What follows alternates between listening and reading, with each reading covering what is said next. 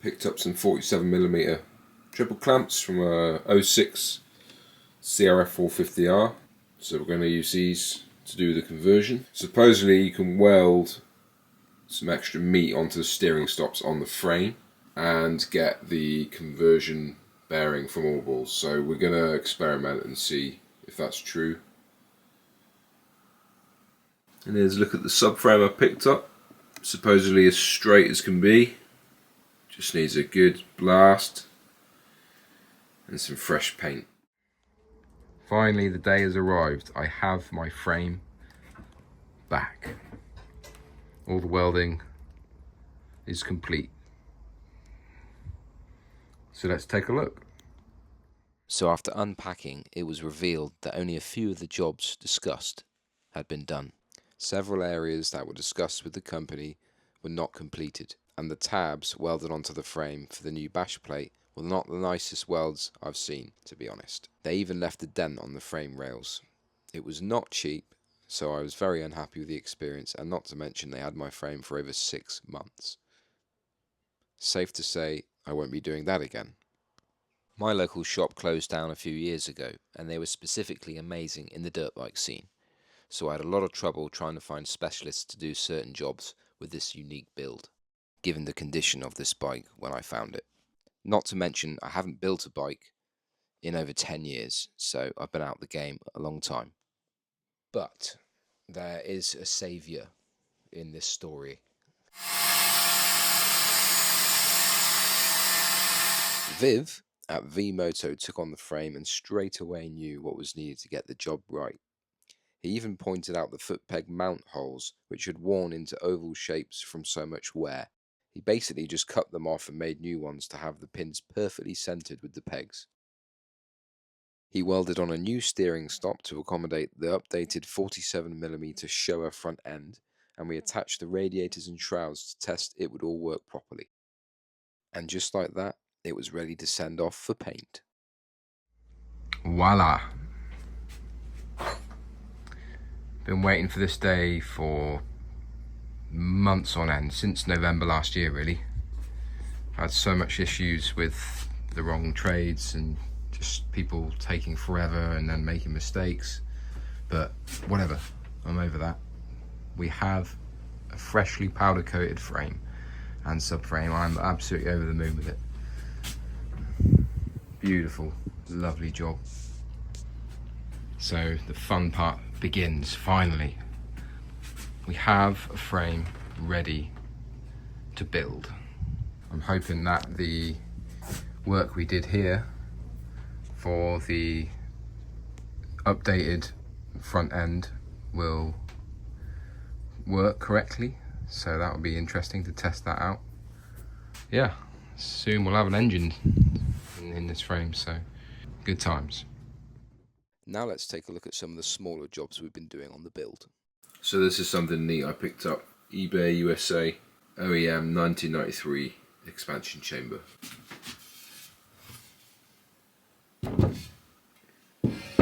Overall, really good condition. A couple of dings, as expected. Another one there. But we're going to try and blow these out and get it painted. All dents removed from the exhaust. Excellent job. So now I'll get this painted up with high temperature exhaust paint.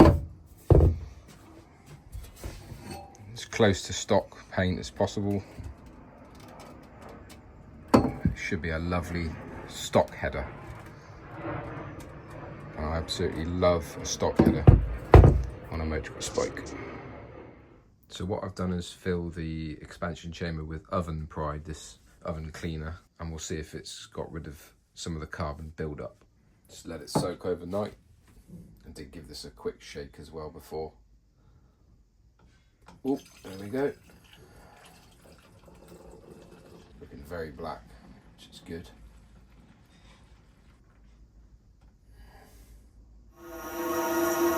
Just getting the last remaining bits of carbon that the oven pride didn't get. got loads out, which is excellent.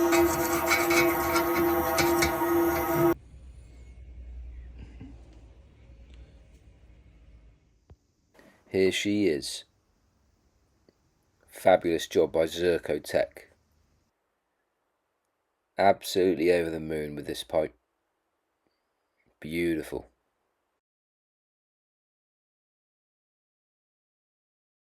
So here's the famous $9.99 clutch cover again. Unfortunately, we had some issues with this as I got it powder coated and it didn't seem to be a very good job. The coating felt really soft and the paint was easily damaged with the slightest touch. It even took the paint off when gently fitting the bolts to it. Maybe bad powder or not baked long enough? Either way, it was not good enough and I had it redone by Zerkotech, who did the expansion chamber. They sprayed on a ceramic coating and I'm very impressed with the result. It feels a lot more durable than powder and looks awesome. Now we'll have a go at sorting out the seat base.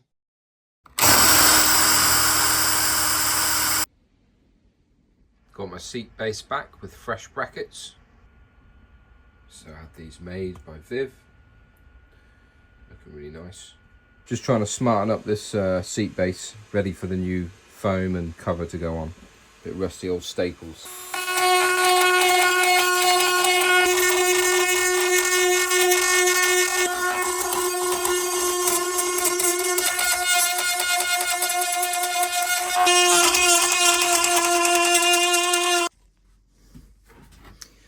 Right, still has a million holes in it, but it's lovely and smooth now. Just run the sandpaper over it. So hopefully that will work out. Put a bit of glue on there with the seat cover as well on the foam. Here we have our new seat cover. Craig Hazel at Red 64 Racing sold me the seat cover, which is awesome. It's very OEM style, which is exactly what I wanted. He also installs them, so I sent him my base and posted a brand new Guts seat foam from James at RJP direct to Craig, and voila! Super happy with this. Just dug out my old stand from about 15-20 years ago. Haven't used it since probably 2012 maybe. So been out of commission for a long time. Still works perfectly. It's been outside as well, so just giving it a bit of a service. I'm going to put some new rubber on it, lube it all up. Should be good as gold.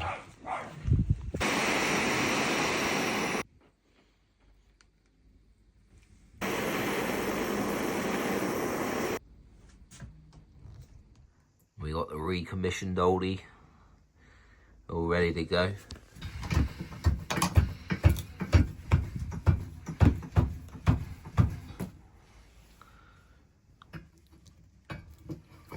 Fuck you know. Look at that.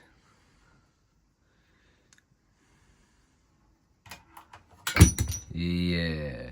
Okay, let's get rid of these questionable stickers, shall we?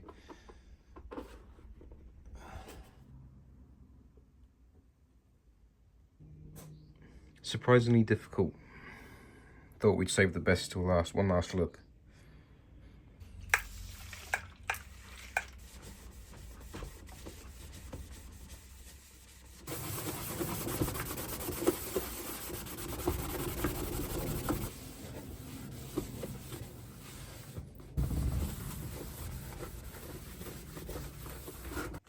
Alright, it's looking a lot better.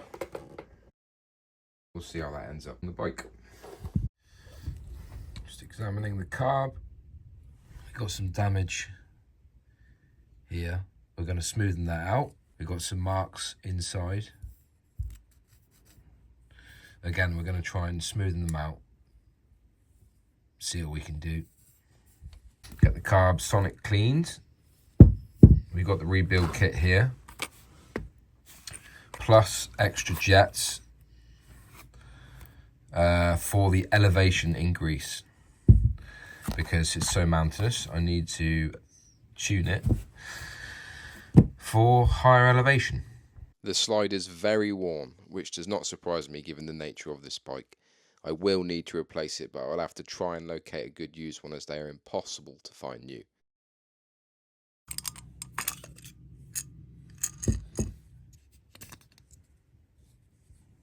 So we have a 150 main and a 55 slow. The body itself is actually quite good. Most of the interior floats look good, the needle looks good. Just got to smoothen some of these bits out. But yeah, the slider is not ideal, so we need to get that replaced. And the float bowl, it's in pretty good condition, to be fair. Not too bad at all.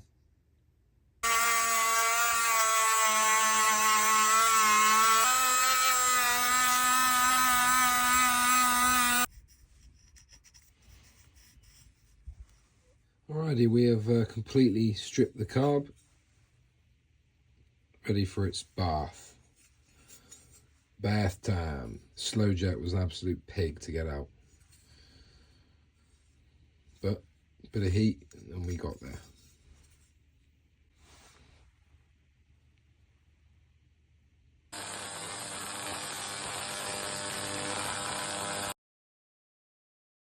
I ended up getting the carb vapor blasted also, and it came out great.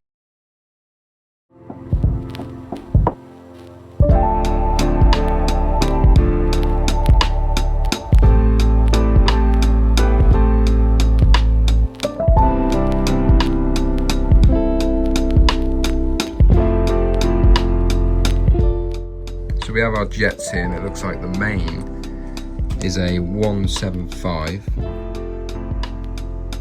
from factory. We're going to put the standard size in for now whilst we're in England, sea level I guess. 55 slow jet, which is standard.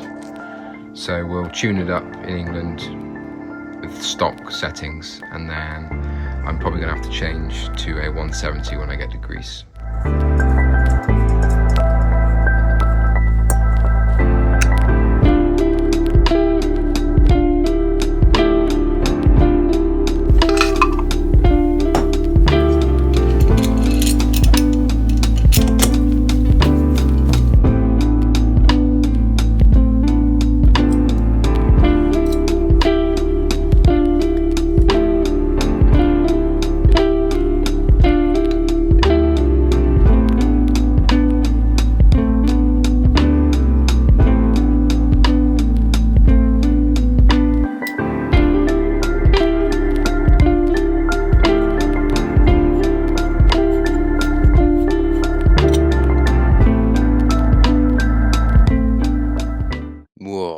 Gross. I've ruined my carb already.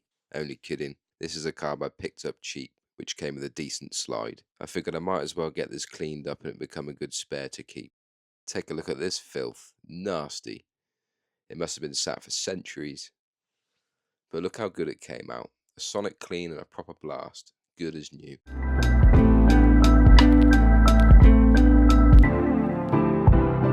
I'm going to install a brand new needle as well. I've just checked the numbers, both the same, with a better slide. And there's the old one, as you can see. A lot of use, a lot of wear. Just run some brake cleaner through it. And the air gun, looking much better. Yeah, brand new genuine Honda throttle cable.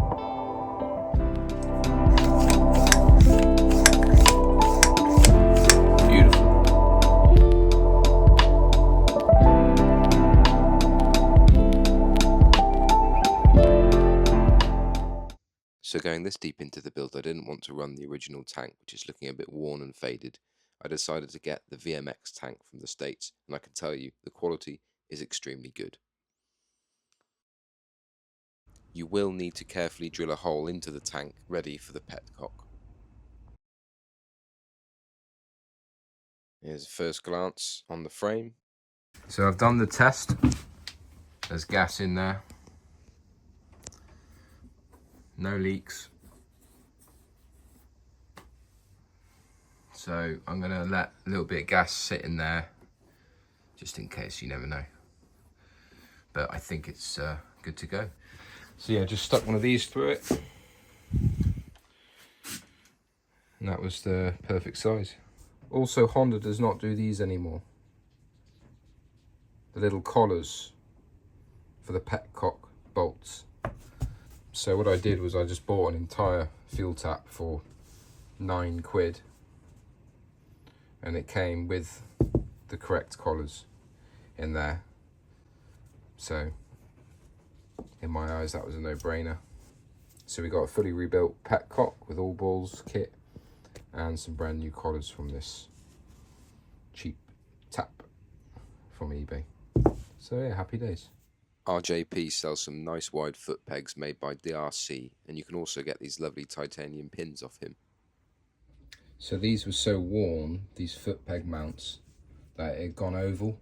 So the fabricator, Viv, he actually redid these, and then now, absolutely perfect. No movement at all. So we'll wrap up this progress report with a first glance at what is just about starting to take on the shape of a motorcycle. Very exciting times. Thank you for watching.